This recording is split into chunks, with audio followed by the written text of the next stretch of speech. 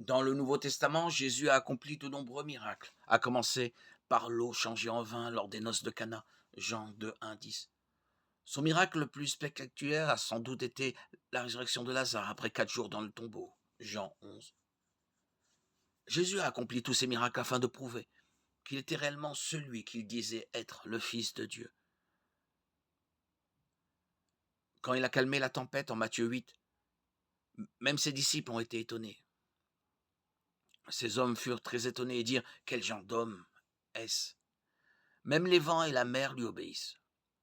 Si les miracles de Jésus ne sont pas réels, alors les récits des guérisons qu'il a accomplies dans les évangiles ne sont que de belles histoires et ces personnes sont restées malades, ce qui met en doute sa compassion.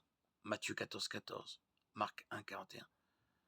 S'il n'a pas réellement nourri des milliers de personnes avec quelques pains et poissons, alors elles sont restées affamées et les paroles de Jésus: Vous me cherchez parce que vous avez mangé du pain et que vous avez été rassasiés, Jean 6, 26, n'ont aucun sens.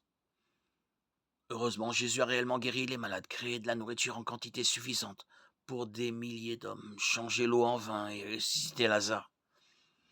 Jean 2, 23 nous dit que beaucoup ont cru en lui à cause de ces miracles.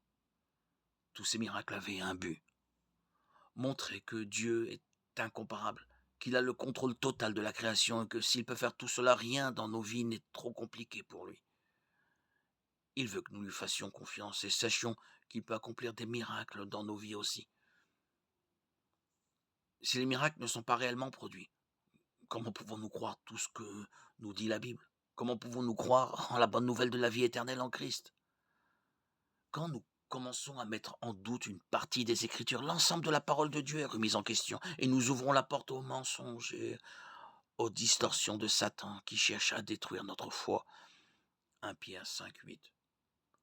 La Bible doit être lue et comprise littéralement, y compris les récits des miracles.